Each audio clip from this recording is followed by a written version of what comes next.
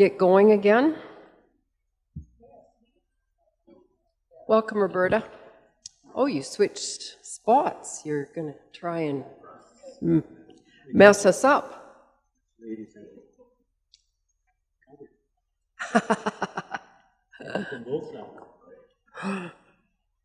Okay, we are at IT.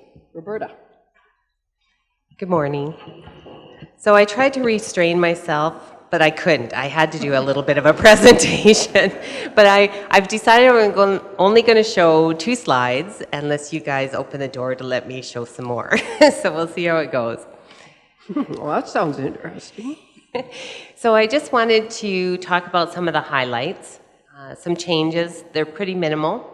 Hardware to cloud, we discussed that at the preliminary budget. And the purpose of that is to reduce our costs, although it's only a few $1,000s annually. It does add up, and it will improve our disaster recovery service. Also, we've made a shift this year from a 3-year replacement on workstations to a 4-year replacement. We've done that for a couple of reasons. The new all-in-ones that we're purchasing now come with a 4-year warranty versus a 3-year warranty that was previous. One thing to note is laptops and tablets still only have 2 years warranty, but our experience with maintenance is that they have survived past that, so we're quite comfortable. And we're happy to announce that that'll give a 33% reduction in our workstation budget. Next is the co-op student removed from the salaries budget.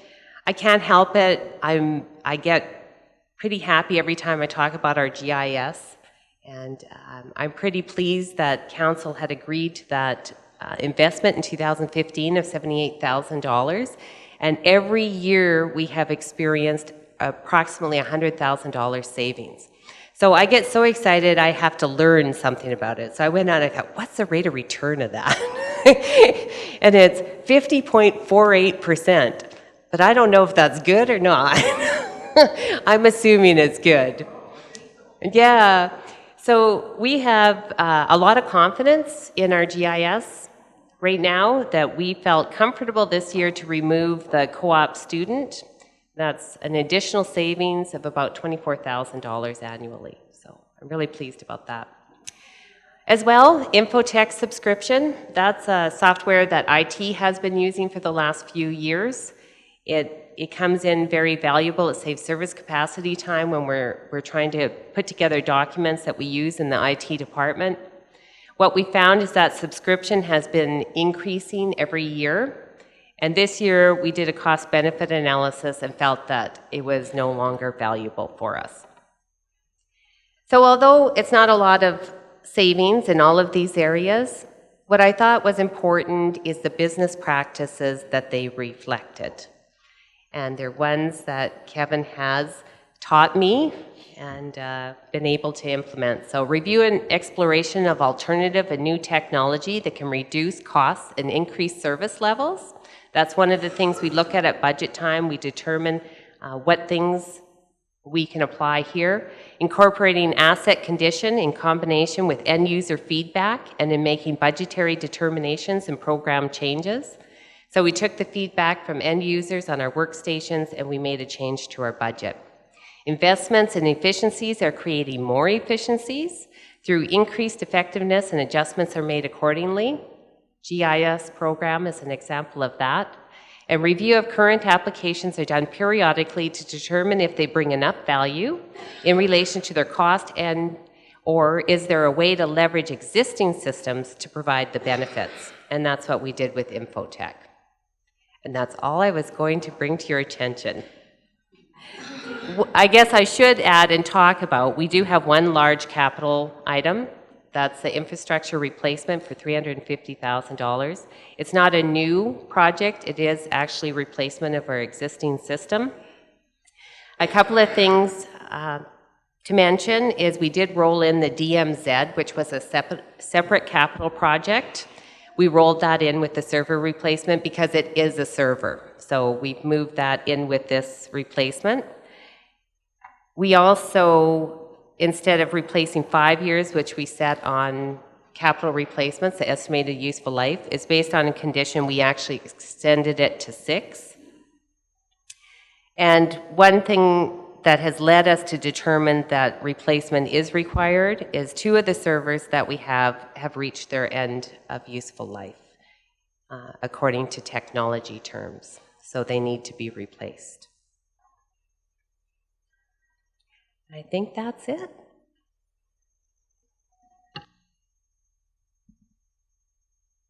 Questions? Ellen?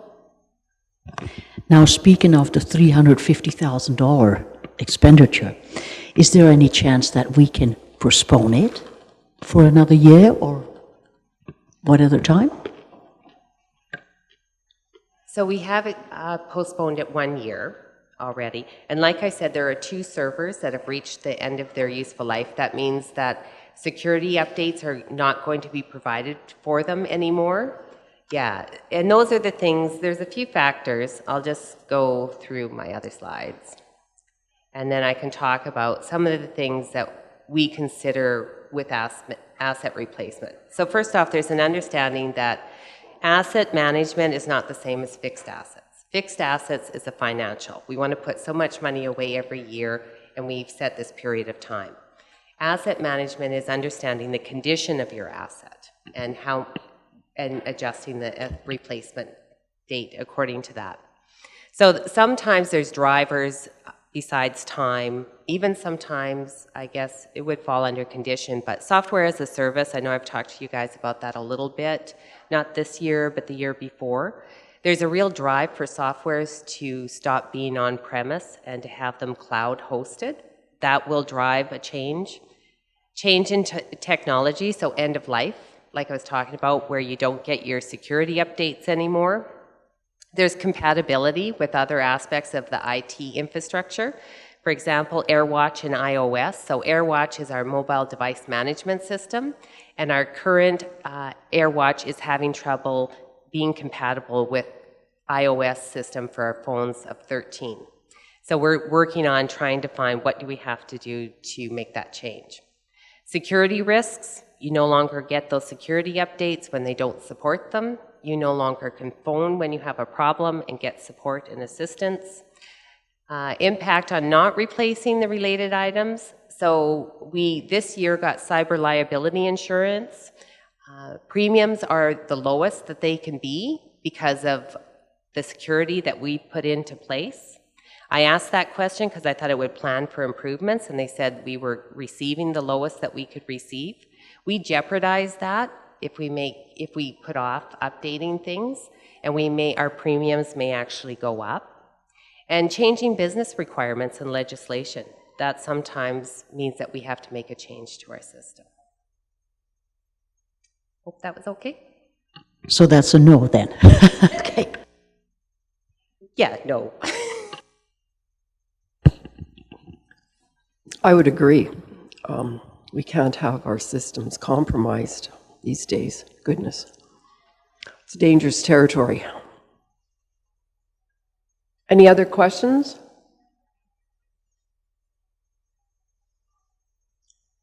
Anything else from Roberta? Did you get everything through that you wanted to tell us after all, Roberta? Can I just say one more thing? Absolutely. Just one more. Absolutely. I thought it fits well to the theme that we've kind of presented, united, I think. And this was not premeditated. It was something I was interested in looking at, so I wanted to share. I took this role late in 2013. And so in 2014, what we looked like as a department, we had 7.5 FTEs. We had 4 servers. And then I went to look, what are we doing today? And what was the impact of all these years of change that we've had? So we've dropped our FTEs by 1.5. We now have 9 hosts versus 4. We have 58 VMs instead of 30. We have a DMZ, which helps for our security, which we never had before.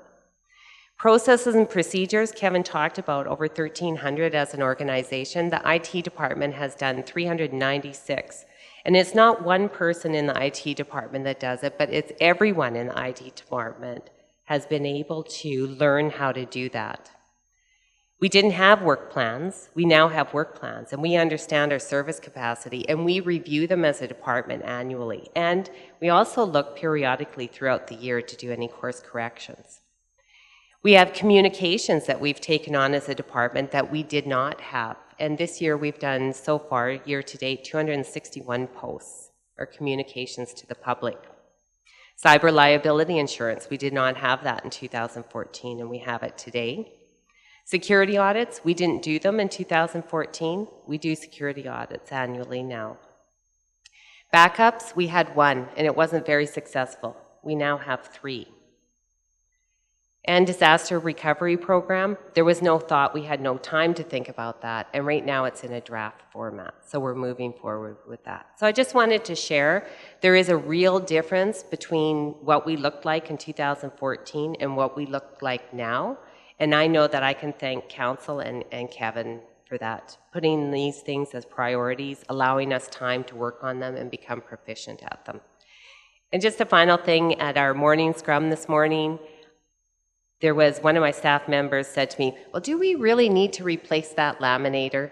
When you look at how many we laminate, what's that cost to us? Does it not make more sense for us to outsource it? That wasn't me saying that, that was one of my staff members. And so that really shows that that way of thinking has gone throughout the whole organization. I said, well, let's look at that. So it's in budget right now, but we may, before final, be able to take it out. Sorry, I just wanted to share that. Thanks, Roberta. Brian. So when you look, can you go back to that last graph? That's fascinating for me, that to look at that 5-year span. So I want you to look in your crystal ball and go 2 years out, and what numbers are going to change there, or expectations, or maybe your goals, whatever you want to call it. Oh, man. Thought I was prepared. I think we did a 5-year GIS plan. So we do the GMI survey. That's through the Public Sector Digest. I don't know the results. You guys know I was pretty excited about those results last year. We'll know in November what those are. But part of why we do that is because it comes back and it says, this is where we see your gaps are. So we're filling those gaps. So we do have a 5-year GIS plan that we will be bringing forward to Council for approval as those budgetary things come in. We work with our stakeholders to do that. So we're looking to the future. We know in GIS, there's going to be GIS 3D modeling is becoming important. LiDAR is becoming important.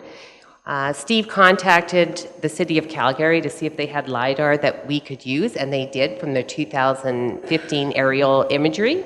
They've given that to us, so we can actually try that out as an organization, see if there's a business model. We want to do that before we bring it forward to Council as potential capital investment. So we're working on we know that we're making a shift from GIS, ArcGIS that's now, to ArcGIS Pro. So Constantine is learning. He's taking courses now so that he's prepared for when that change is being made. We know that software is moving from on-premise to software as a service. It's not only software, but it's your other programs, your cloud computing, so your disaster recovery. And that's what we brought forward in the preliminary, and that's what we've been trying to experiment to see how that's going to work and if it's going to improve our services. We know that that's kind of the direction that everything is going. We also know there's a real need for integration, so you want to maintain those. So as we move to the cloud, we want to retain our integrations between our systems, and we're considering that. I would expect that if that is the future, the number of hosts are eventually going to be lowered. We won't have things on premise, they're going to be in the cloud. I think with those things of software as a service and disaster recovery and cloud computing, we're going to see a more steady operating budget and a decrease in our capital budget. That's my crystal ball. Kelly? This is more of a comment than a question, but I want you to know that thanks to your department, I have at least 15 WTFs. I trust and I put a lot of faith in the other management teams in the administration department to assess your department, basically. So when I hear good things coming from them, that tells me something big time. So thank you for what you do, and I have no hopes of recovering in any of those WTFs, but keep up the good work. I have said to many people that one of the reasons I've stayed around at the County of Newell for so long is because we have IT support. And I mean that seriously, but I also want to reflect back on those days. And Roberta, you would never, and your department would never have received our support if we hadn't believed in your abilities and your, it wasn't that you were a convincing argument presenter or anything like that. It was just that we believed you knew what you were doing, and so did the people in your department. So this is I'm so glad we got to all your slides. Don't ever be afraid to show us the difference it's making, because certainly I don't think most of us around this table understand all that goes on. I mean, you use words that I have no idea, and I was going to ask, so what does LiDAR mean? And then I thought, why would you even ask, you know? Like, because for me to know, it just doesn't really matter. It's important for you guys to know. And quick question, maybe you know the answer to, how much is the cyber liability insurance? I'm curious.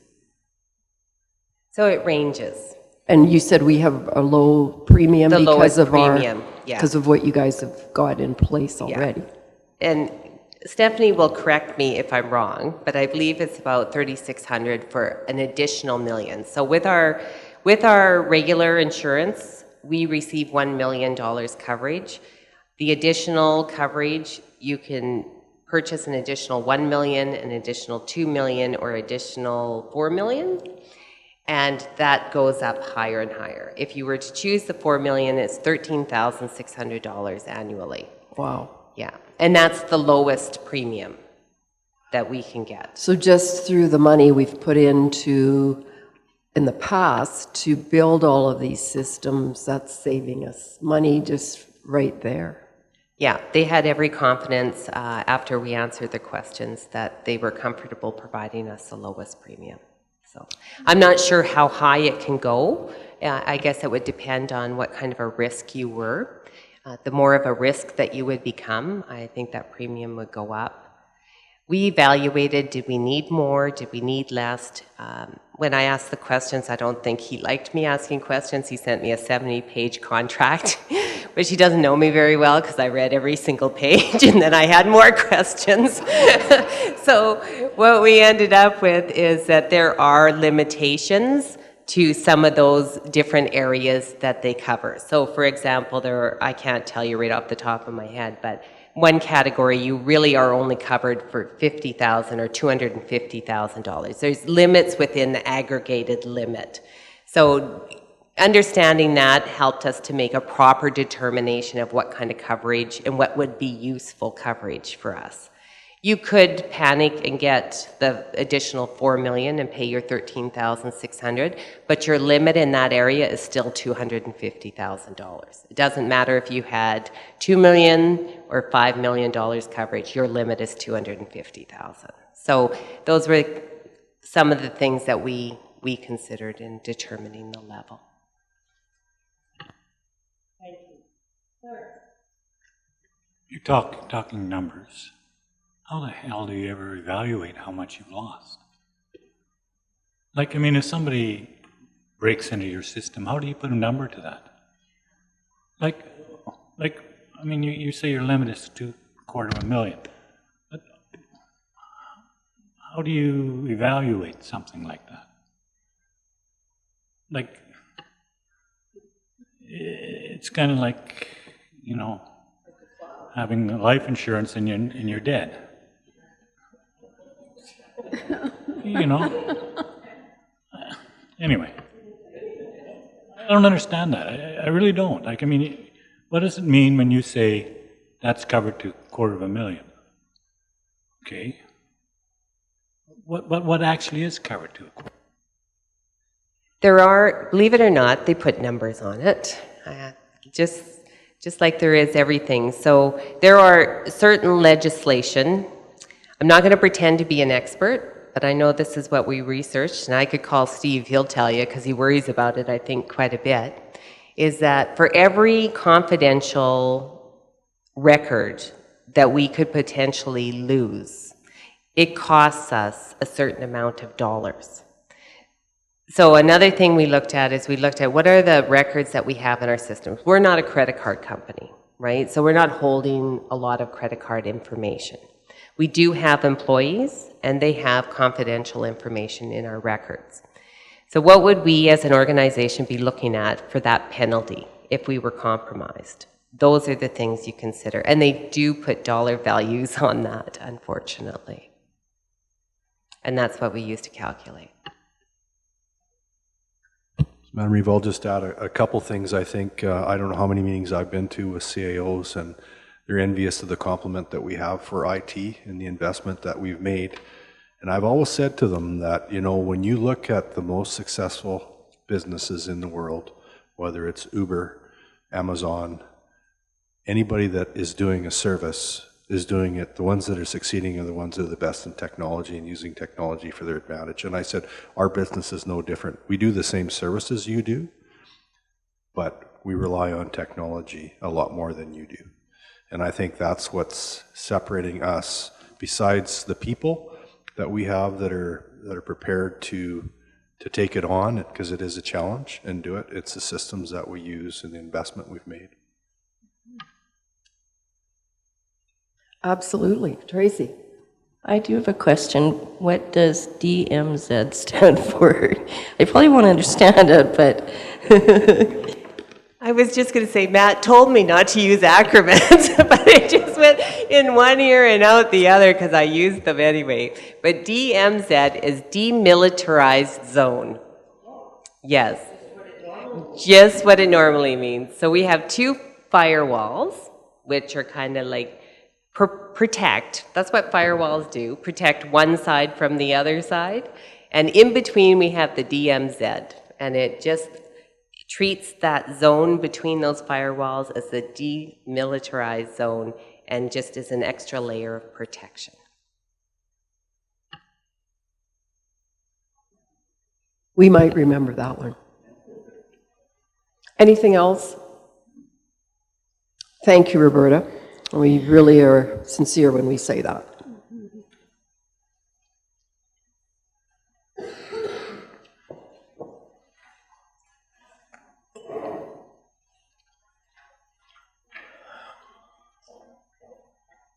Corporate services is next. We had Stuart lined up to come in at 1 o'clock to go over the fire and disaster functions, which are function 23 and 24. If we make it all the way through everything before lunch, then we'll just put him on hold indefinitely, but would like to come back to those if we're still going to be meeting after lunch as well. So we're at 14 then? So I'll take care of function 14. It's fairly straightforward. Sherry is away on a family matter and unable to be here today. Really, it's pretty much a reflection of what we've had in the past. Last year, of course, we geared up to add 1 additional position. So the budget for the corporate safety department this year is reflecting 3 full-time positions for the entire year. Really, there isn't any other changes with regards to the items that are included in the budget. So far, things are rolling along fairly well for us with the 3 full-time positions, making some good progress on a number of projects that had been put on the shelf for an extended period of time, and are quite happy with the way things are progressing for us. We are still planning on the continued use of e-compliance, which is one of the software applications that was approved for purchase in in 2019. That was a 3-year commitment that we had made for the use of that application, with the plan that it would eventually be replaced with our document management system, which is Laserfiche. We're still moving in that direction. So what we're showing for the budget for 2020 is a continuation of the costs associated with e-compliance, and also an MSDS, which is the Material Safety Data Sheet Management System. But other than that, it is going to be business as usual for the department. We are pleased with the way things are going. Questions? No corporate safety questions? Okay. All right, we'll continue on. Oh, sorry, Brian. Didn't have my hand up, but I guess you mentioned the Laserfiche and how we've been able to accomplish in other departments once it's established and the data's fed into it, some great efficiencies moving forward in the other areas. Do you see that same issue replicated within corporate safety too? Because I think, if I've been around here long enough, I think some of their struggles were trying to input data and getting that information. Will the Laserfiche be, once it's fully up and integrated into their operations, do you see that being as a time saver? There's no doubt that it will be. I referenced the software application, which is e-compliance. It's the safety management program software, and what we're looking at doing is quite literally doing the same kind of work with Laserfiche as we are now doing with e-compliance. We weren't in a position initially to make the jump to Laserfiche right off the bat. So it's a bit of a two-step process that we're going through to get there, but eventually we will arrive at that point where Laserfiche is able to drive the processes that e-compliance is doing for us right now. Safety has always been and continues to be a very document-heavy program when it comes to managing the way we are overseeing the safety function within the organization. And it will continue to be document heavy. But yes, we fully anticipate that Laserfiche is going to reduce the need for, or not just reduce the need for, but we're hoping that it will actually be able to allow us to make the leap to go from a hard copy, paper-oriented document management system to a total digital document management system. So we are hopeful. Progress is being made.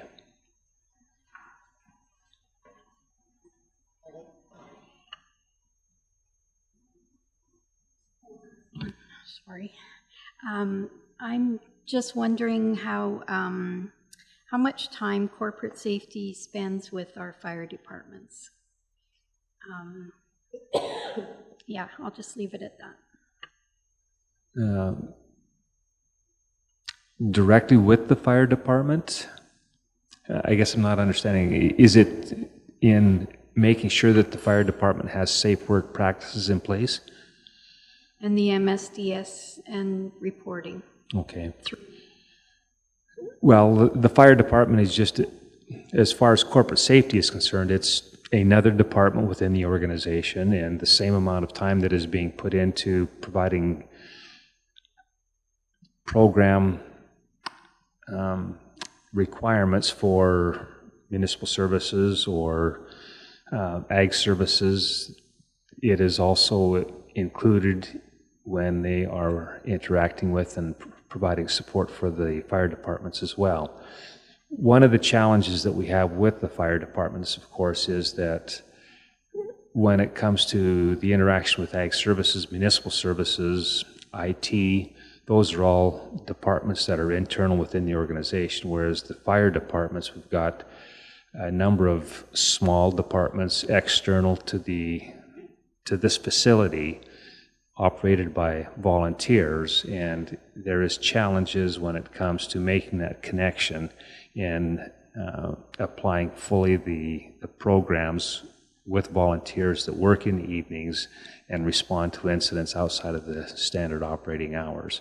So that continues to be a bit of a challenge. The fire department facilities themselves are certainly included in the inspection schedule.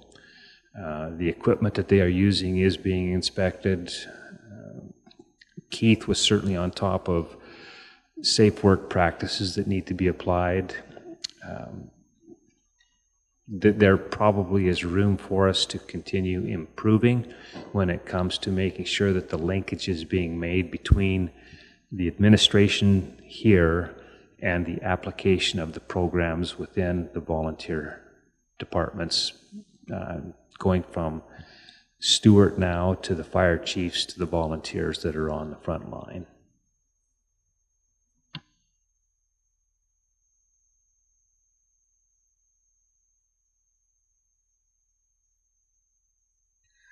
My question is on the lines of, under the revenues, sales to other governments, and we have projected for 2020 $220,000.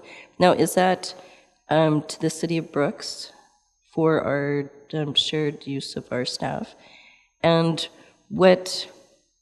how is that comparable to, I guess, is it a cost recovery to what staffing hours are as to what we actually bill them for, or could you give me a rundown on that?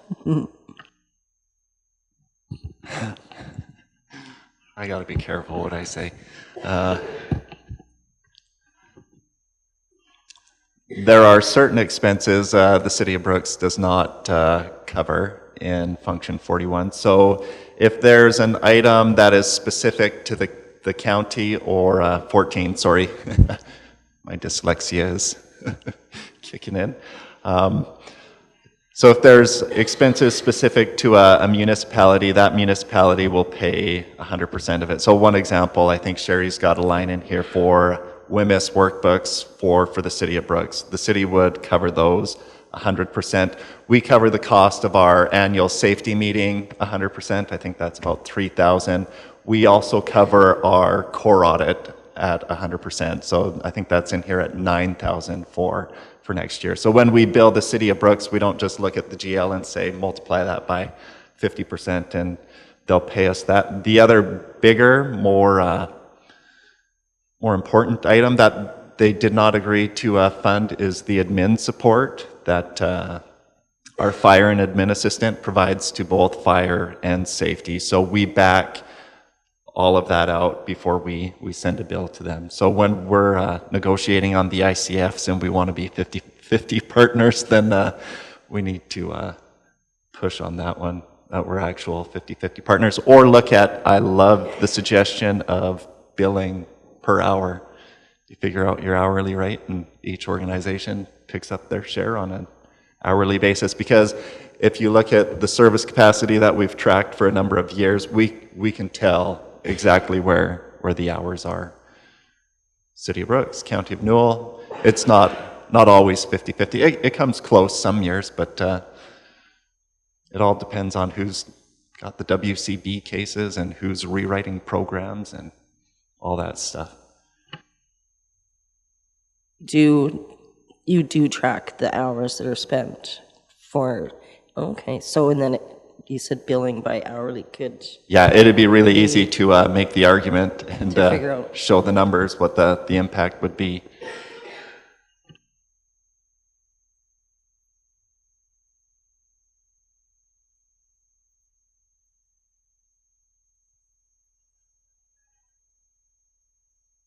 No? All right.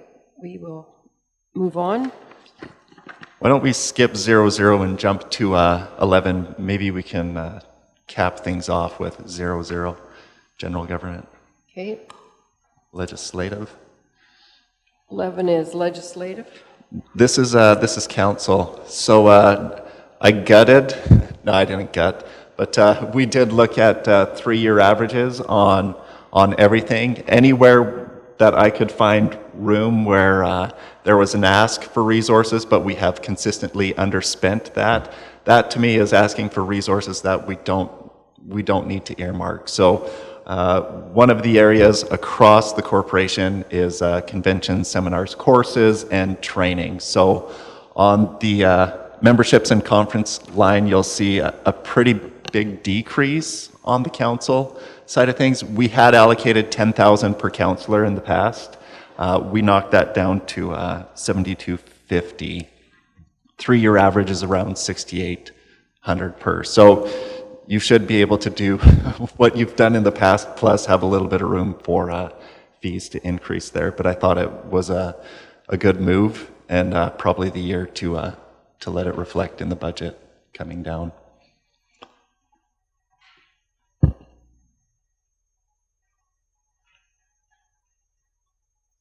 Otherwise, pretty status quo. We're keeping you all.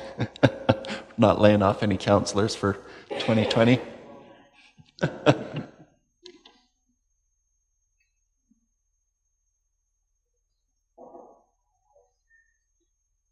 Tracy.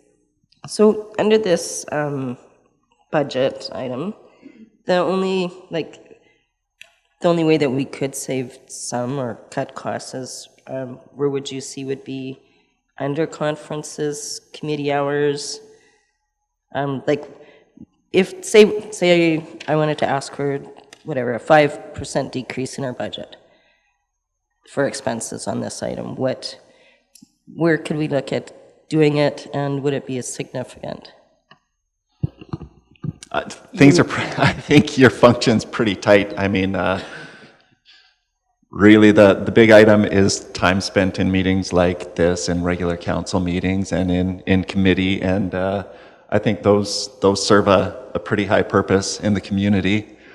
So apart from, I know council has kicked around the idea of reducing the number of councillors from time to time. I don't know if reducing the number of councillors actually reduces the amount of work that's out in the community that the group is responsible to execute. So I'm not sure that you squeeze too much more out of this. It's a pretty conservative legislative budget when you compare to your peers.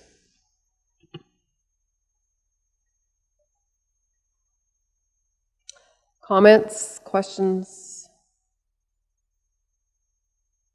That's good that you noticed the part that can be reduced, the conference fees. Perfect. Administration, 7.12, item 7, or 7.5, item 12.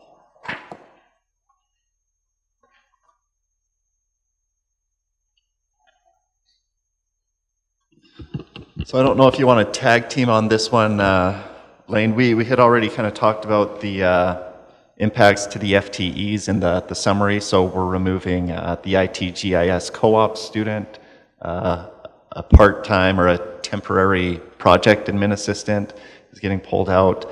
Already mentioned, we looked at reducing the amount going to the education support. So in the past, we had thrown $50,000 in the budget at that, which supports, Roberta had mentioned Constantine's doing some education to get prepared for GIS changes. I've been through NACLA. Roberta's been through NACLA through U of A. Thank you very much for the support. Typically, we haven't spent that entire 50, so we knocked that down. What was it? 20,000, I think, or so. As well, we looked at anywhere there were contingencies, and if they have not historically been spent, we didn't entirely eliminate them. There are some GLs that you want some flexibility to respond. We can't plan everything, so there is some room in some of those areas to react to things that might come up. But really, apart from the FTEs coming out, it's pretty status quo for your admin functions. Todd covered off the gate, which is showing up under capital in here, and Roberta covered off the IT capital here. So I'll maybe throw it to council if there's questions in function 12 admin.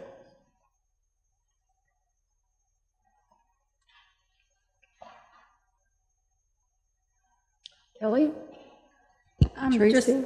just to point out that you did trim in a lot of areas, and I'm noticing that as I go line by line, so I appreciate that, especially in training and development areas like that. So I just wanted to point that out. Thank you.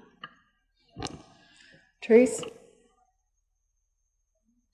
Where is the PEP membership? Is that under administration or is that No, we'll somewhere get to else? that in economic development, function 64. We'll hit Yeah, that. okay. Good, yeah. Oops. Brian? Under regional IT, what kind of time commitment is that putting on? Actually, I should have asked Roberta when she was here, but on the department, I realize it's all it's built back, but just curious what kind of a draw on Time-wise? time-wise. Give me 5-10 minutes, I'll throw the answer out to you. I don't think it's a huge amount of time that they're spending, because it is just with Bassano, but I can look that up and get an answer for you.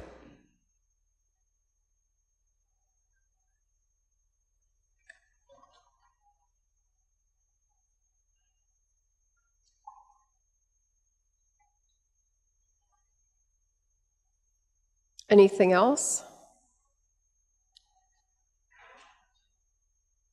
Under admin?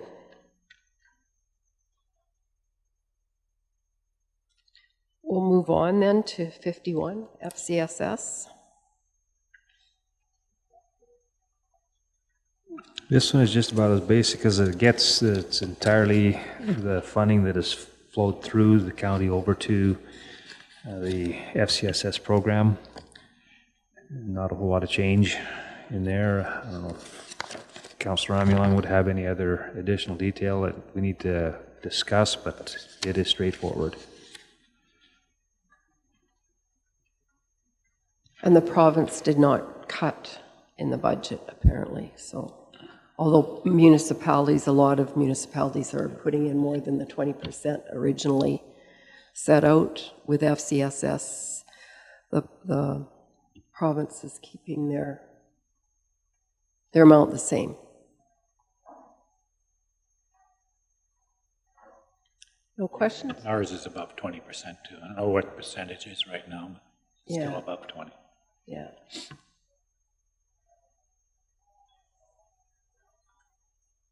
All right, community services, 63. This one, primary function or activity that is accounted for under community services is our mini bus program. And again, there really no change considered. There is a slight increase in fees that are projected. We are still involved with that pilot project with the city, where the service is going into Medicine Hat 3 times a week. There is going to be a need for us to revisit that arrangement once the pilot project comes to an end in February. There is statistics that are being kept, but at this point, it's not included in the budget. Other than that, it is pretty much a continuation of the status quo arrangement.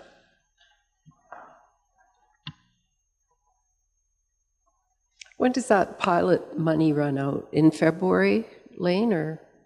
Well, the pilot, the year-long pilot will conclude in February. Okay.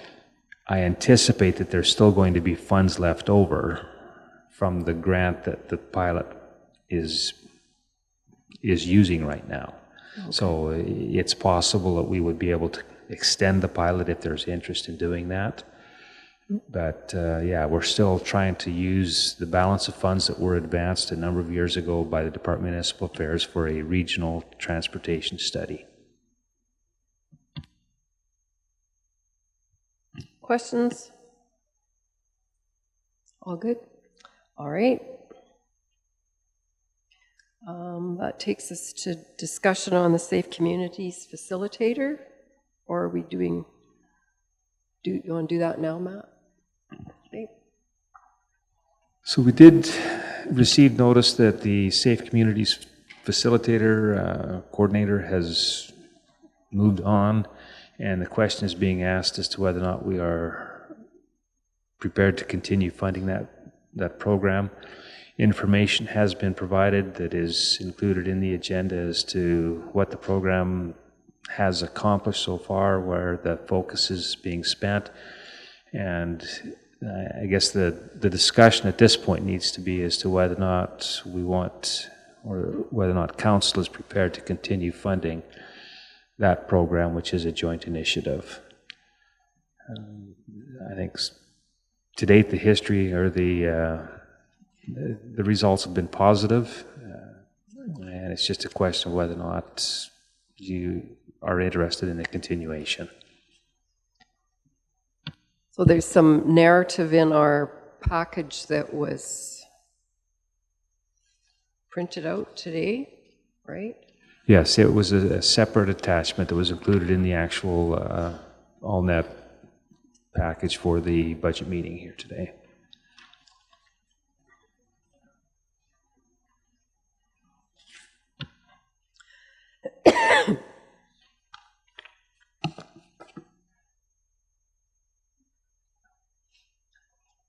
Kelly.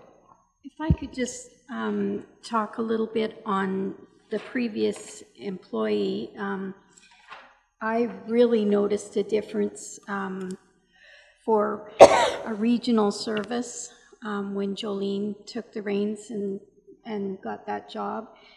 She had the relationship built in a couple other communities in our county, and I really think that there was a difference made when she took the job. So I want to commend her for that, and wish Jolene the best of luck in her new position.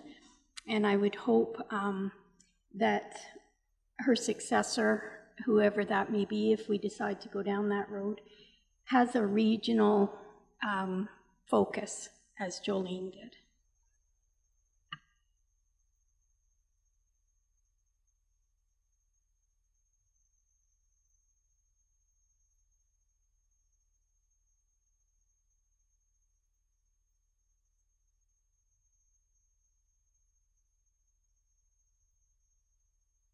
Currently, how much do we contribute to that position yearly?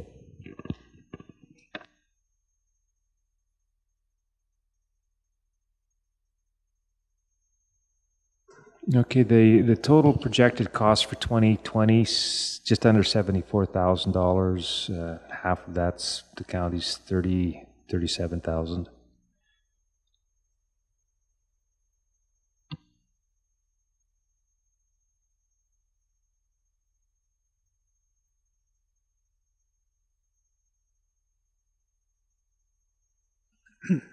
No one probably has an answer, but is it not related to the policing thing in a way too?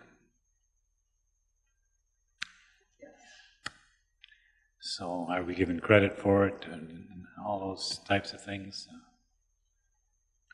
As far as the service is concerned, I think the RCMP spoke fairly highly of it. I think the information we're getting back, it's pretty positive, so I don't see that we should cut it. But on the other hand, how does it fit in with the whole policing situation? It's something we'll have to learn over time, I guess. True enough, this certainly is a function that's directly involved with the RCMP services, but not all communities have a position that would be equivalent to this. It certainly is above and beyond the typical policing arrangement. It could certainly be argued that it directly is related to the policing function, but whether it's going to be accepted as one of the overall costs, that there is an expectation that the government of Alberta would cost share with municipalities, good question. Kevin. Well, I really hope through the chair that when we meet with the SolGen, that we continue to push that if the County of Newell is going to have to pay $500,000 up to $2.4 million for policing, that we have the opportunity to allocate that money in our county for policing, for crime, for whatever service capacity that we want, to throw that money in the pool and offset the province's contribution without seeing a physical benefit, I think is bad business. And whether they're going to allow it or not, I would hope that if they're going to require us to pay, that we can at least have a service capacity level with it. Yeah, just makes sense. Otherwise, it's the most blatant download of stuff that I think a provincial department has ever done, but we won't go there yet, and hopefully that is not the purpose. I think Doug Schweitzer has been hearing lots, and his round the province tour on rural crime has also turned into beat him up about from the rural perspective, the proposal to pay for policing. Anne-Marie. Good comment. To add to that, I'm a little worried that if we would cut it now, that it's going to be really hard to get back up later. We had a good, safe community coordinator. It worked well, so let's not stop that. Let's keep going. And a question for Matt. It's only with the City of Brooks, the small communities don't pay into this? I'm not clear if there's any contribution from the smaller ones. I would assume not. No. My recollection of this position came from the RCMP talking to us at this table and with the city about how much a support person like this would help them in their work. And I don't believe that any other community was ever involved. And it seems to have, covered lots of ground, and Kelly points out Jolene came in at a higher level than some employees would because she had lots of connections into the county through her Bazzano FCSS work, I guess is what that was, eh? Yeah. So what I'm hearing is we leave it in the budget for now as is, and it may come to some more negotiating, but people seem to think it's a good service for our community. Lane? So I guess my question is, do we respond to the city and the RCMP that we want to go ahead and have them proceed with filling the position, or do we hold off until we have brought the budget back for formal approval in December? Because that's really where we're at with regards to this particular position and program. And so the position is already empty? That's right. Yeah, so there's a gap. Anne-Marie? I'm okay with going ahead right now.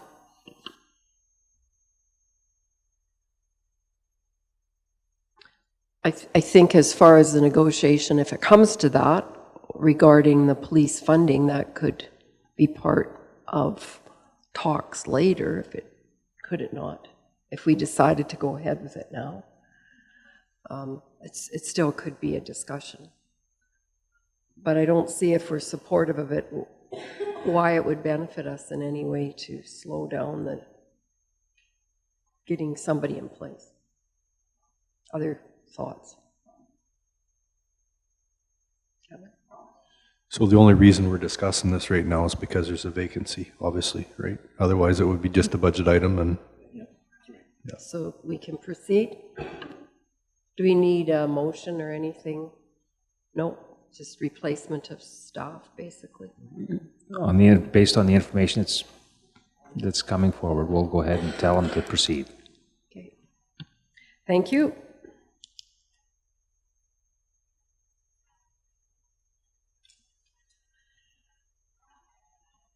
Is that the only one under community serve? Oh no. What else? Is there anything else under community services? All right.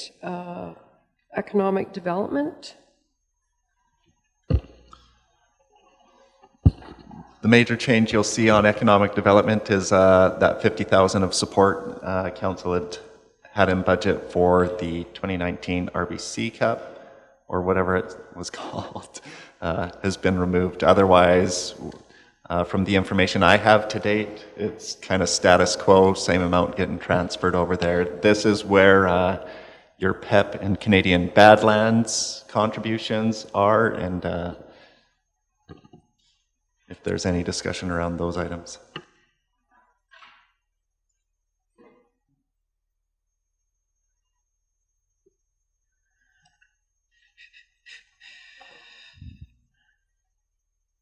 Anne-Marie, you mentioned CBL at one point in time. Are there people considering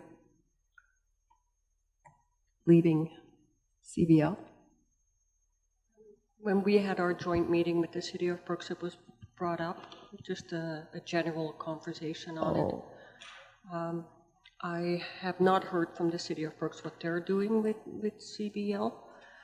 I thought about this, and it's a group of 60 communities, so there's strength in numbers. And for the little bit of money, $4,000, I think we're not quite there yet as Canadian Badlands to be an iconic destination. We're almost there. But when people come to Alberta, they talk about going to Banff, and it's pretty clear all around the world what that means. Canadian Badlands is starting to get there, but if we would pull the plug now and weaken the organization, I think it would not be to a benefit of us. So for $4,000, I'm suggesting that we keep working with Canadian Badlands, keep working on tourism, and hopefully the City of Brooks will do the same. Lethbridge has always been a little bit up and down. They're a big contributor. They're a little bit on the edge of Canadian Badlands, so I could see where they're coming from. But mostly the smaller ones are on board, and they'll stay. Okay. And the PEP discussion? Oh, sorry. Okay. We're good to move on.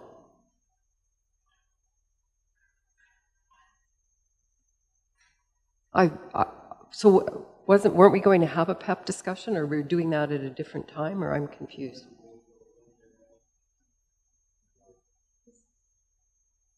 But we wouldn't be doing it for this year probably anyhow, would we? If we were giving notice, I mean, that wouldn't be, I don't. So the City of Brooks provided confirmation that they're withdrawing. In 20. Right, so next spring. If we're going to make a decision, I believe that we would need to make one with this budget as well.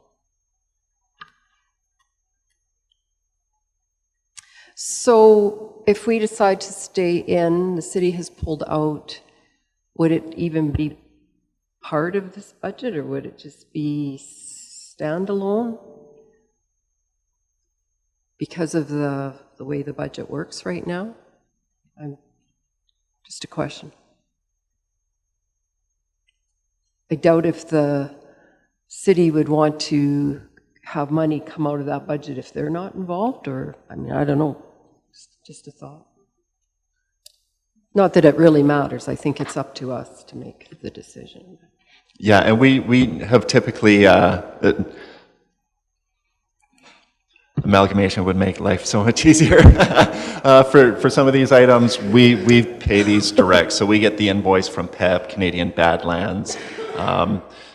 We do some math at the end of the year to say, here's the budget, less what you paid, less what we paid, and here's the difference, kind of a thing. So these are ones that are kind of 100% under your control. Anne-Marie? Well, I guess the discussion should maybe be PEP as a regional economic development organization, and what are the benefits we get out of that as a region and as a county. And then within that region, we have our own economic development, and what value do we see in the more locally pushed economic development. And, it's a tough, as I always say, economic development is not tangible. You don't see it. So it's a tough discussion.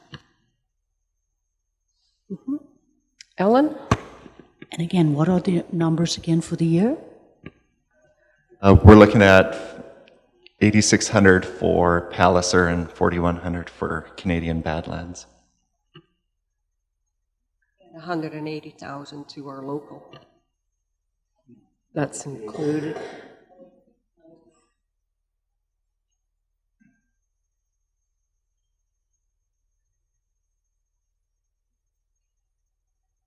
Wayne,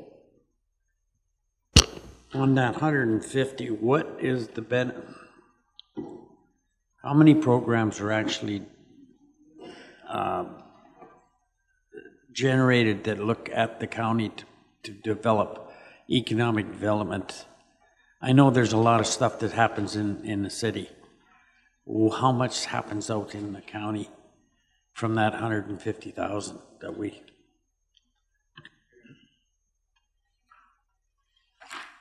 I'll have to defer to somebody who sits around the joint service table and gets those presentations from, I think it's Lisa and Jessica, who chase most of that. and I'm sure that we could get a breakdown of that, if there is such a thing. I don't know if they keep track. That's your question, Wayne, sort of what... Again, like Anne-Marie says, a lot of it isn't real tangible, but there could be, I'm sure they could bring out some of the major things for county versus city. Lionel, Tracy, you're on the committee. Kevin's around there too. Well, I think in both of these organizations, PEP and economic development at the city, we always look for what am I getting out of it?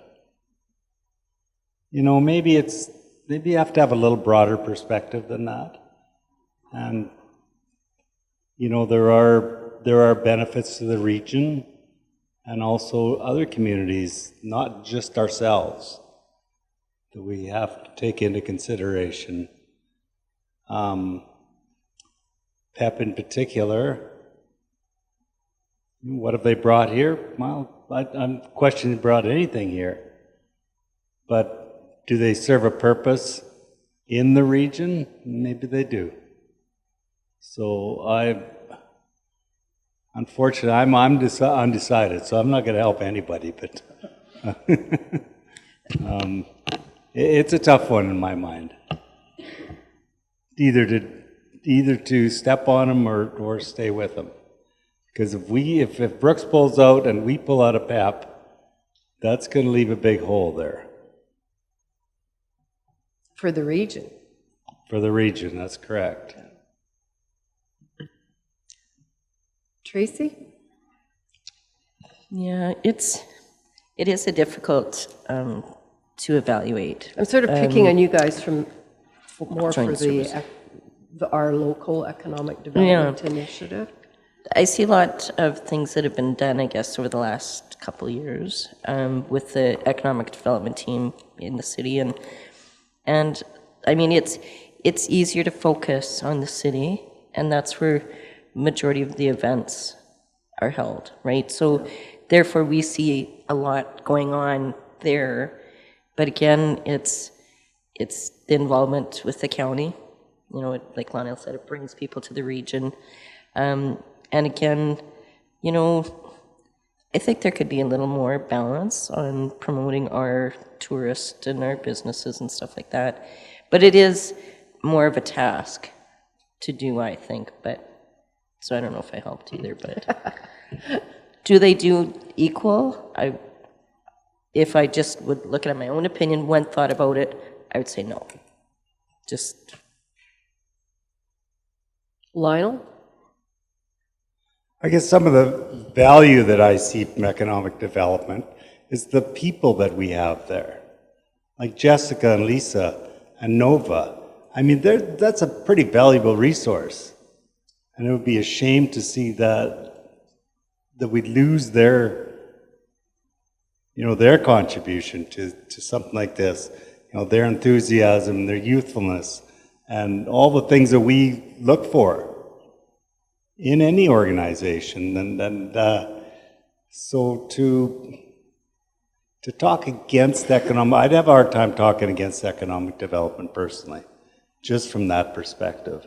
And some of the things that they have achieved, we're always looking for this big company to come and set up here and show us economic development. That's not what those girls are doing. They're dealing with the smaller components in the community and in the county also. You know, even like our marijuana operation out here. I don't know if it's even operating yet, but I mean that obviously they did go through economic development when they set up here, and those types of things which aren't a large company, but still they add to the region and definitely added to the county in that case. So I am in support of economic development, yes. Brian, Wayne, Ellen, Well, I'm going to whoever. be the rain on the parade. I don't think there's very little value that we've received from it, and it's not a reflection on the people that are involved. I just look at a return on the investment that we're putting into it, and it's very marginal. And PEP, in the same sense, I've sat on PEP, and I think the idea is the philosophy as well. It's just that when it comes to our investment in it, I haven't seen the returns.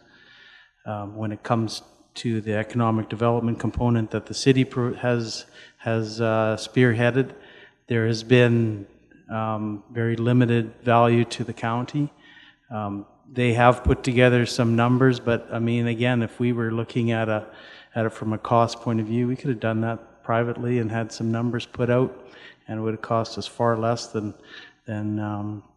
the people that are currently doing it. They're very good, but their focus is on the city of Brooks, and you know, that's where most of the businesses are. It's not a question of whether they're doing the right job or not.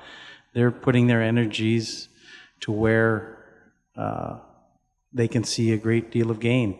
And unfortunately, from a county point of view, we just don't realize, we don't fit into a lot of those plans. So I'm not suggesting we go completely out of the economic development agreement we have with the city, but it needs to be worked into the ICF, and it shouldn't be at the value that it is placed at today. And as far as PEP, I would vote against it to remain as a member. Other thoughts? Ellen? Yeah, I'm thinking the amount that we contribute to PEP, we could actually use locally and spend it locally, and then we can see some results instead of in the abyss, if you will. So, Ellen, can you expand on what you mean? Like put it into a separate? Well, let's see, right now we're spending 8,600 something. So this goes to the southern region, correct? Southeast, yeah. Southeast. So instead of putting them on it there, and we do not know what we're coming back, what kind of benefit we're getting, I believe use that money or part of it and use it exactly, specifically to our own area. And then we can see results and we can measure it as such.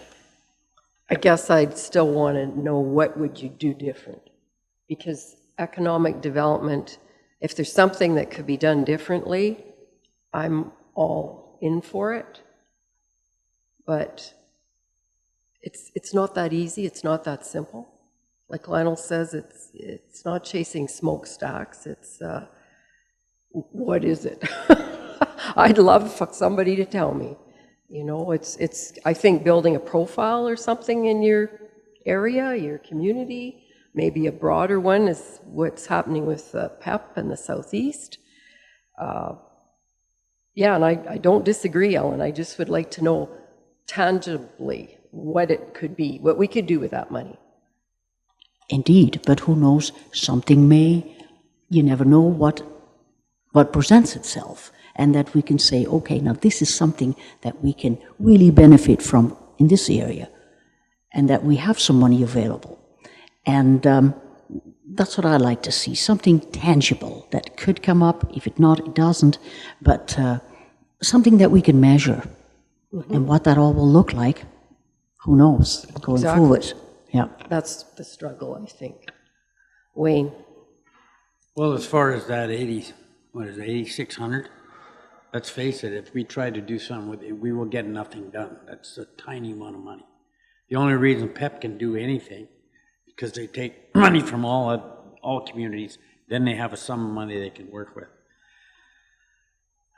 I am teetering on the 150 that we throw into the economic with joint services, but even when we promote stuff in Brooks, programs in Brooks, a lot of county people work in Brooks, and we don't maybe see a direct benefit, but our ratepayers and they may. So that's a very difficult one to talk to. So, like I said, I think I'll ride the fence on this one for a while. Oh, thanks a lot. Anyone else have their hand up? Did you, Kelly? No? It's down. Brian? Well, I guess, we'll look for something, that we've done in the last year. And I mean, we've put hundreds of thousands of dollars into the economic development, and really the most tangible thing that we did had nothing to do with that, which was the trying to develop 15th Street and doing some improvements on that intersection, but 873 and 15th. So to me, that's a case of where that was, in my mind, a big step forward for our economic development, because it is going to help facilitate a business coming in there eventually. So that's one of the reasons for my thinking that, the limited amount, the amount that we do provide and have provided over the last few years for economic development within this community is really been taken up by the city of Brooks, and they should be funding it because they're getting the most bang for their buck. I'm not suggesting that what they're doing is incorrect. It's just that we aren't getting the value for it. Clarence? Does a strong city help the county of Newell? Yep. Do we need the city? Absolutely.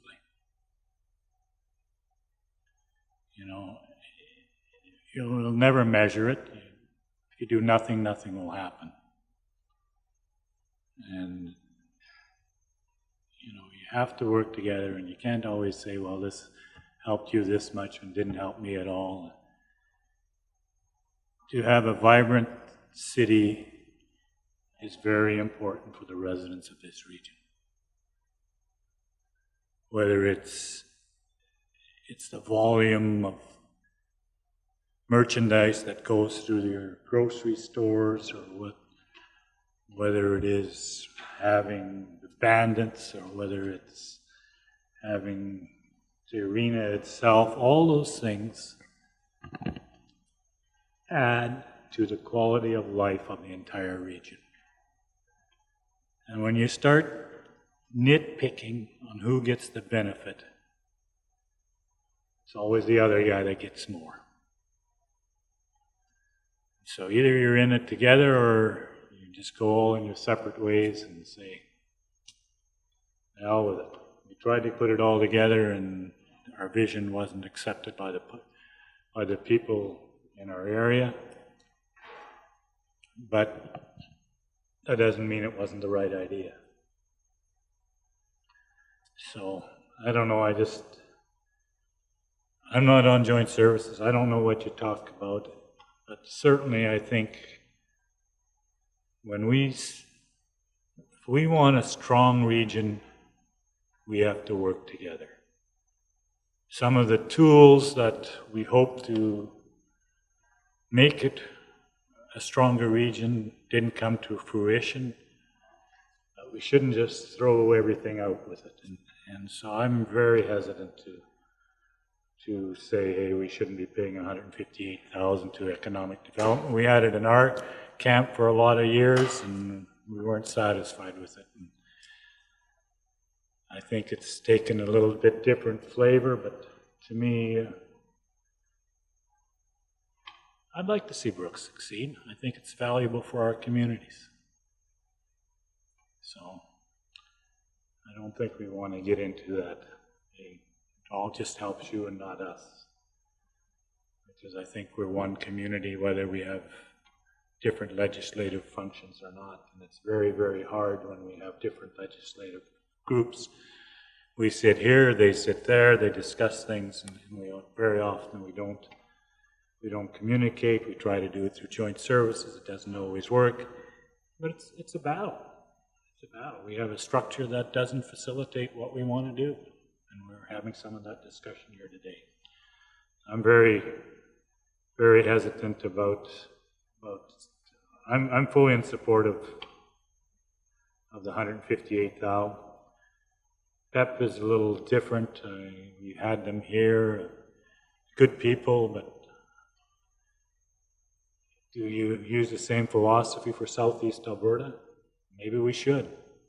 Because I'll tell you where the real action in the province is, it's in that corridor between Calgary and Edmonton. I mean, to get anything of flowing into this corner of our province is pretty hard. We're seeing some things happening, and whether it's because of economic development or not, but it's, you know, when we're talking about alternative energy sources, which is I'm dealing with, we're seeing a real surge in Medicine Hat. Well, don't forget that we're in the middle between Calgary and Medicine Hat, and people drive through it. We're the Red Deer in that scenario between Calgary and Edmonton. And when I go to Red Deer, and I used to go there all the time, and I go there now 20 years later, it's just totally, totally different. You don't even recognize it. I'd like to see that happen here. Can we do it all by ourselves? No. So there are values to it. We can't always measure it. We can't measure it when we did it ourselves. But philosophically, you say, hey, how do you promote Southeast Alberta? We're part of Southeast Alberta. When I drive from Calgary to Brooks, TransCanada is dead after Strathmore. We need more traffic on that highway, and not just coming from Eastern Canada to Calgary. So you just try to do some things. So I've very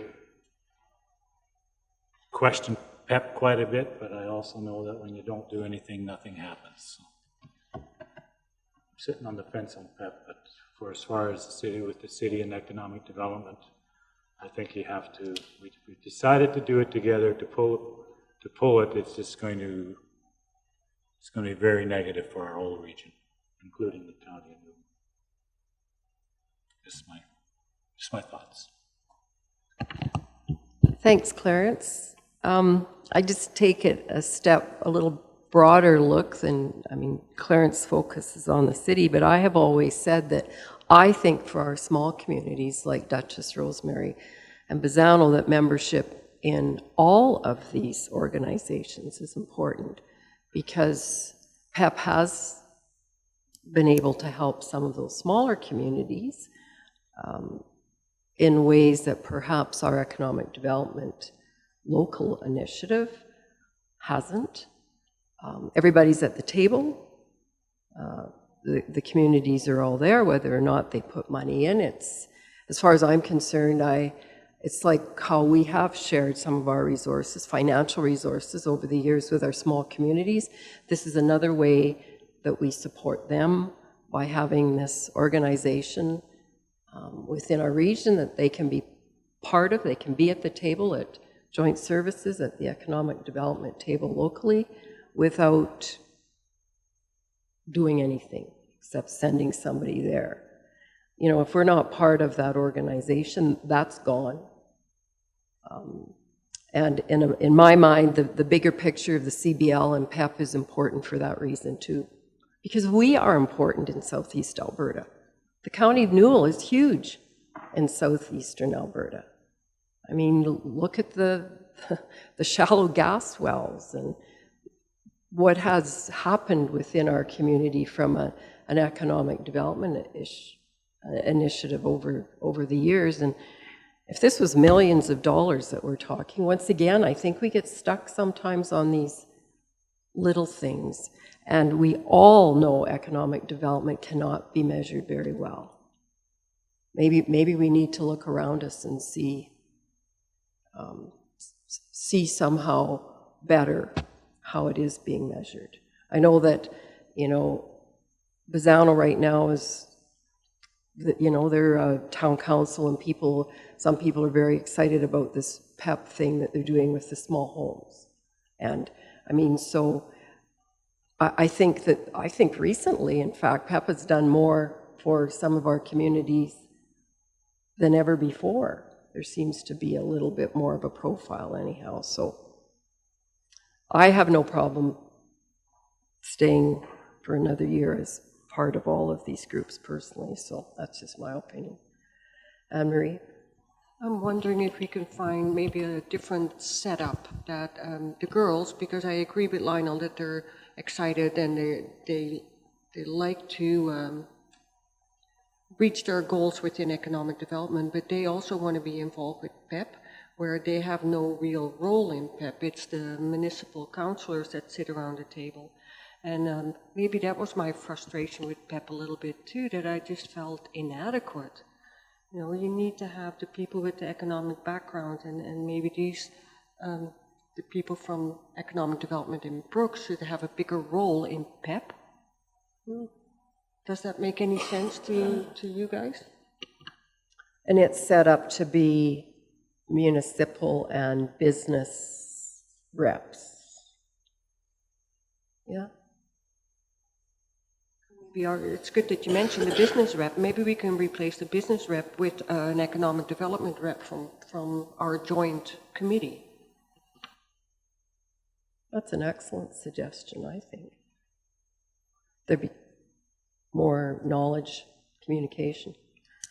Yeah, more coordination. Yeah, that would have to, be a discussion, I guess. I'm going to use time as my friend today and say let's carry on this discussion at 1:45. Sound good?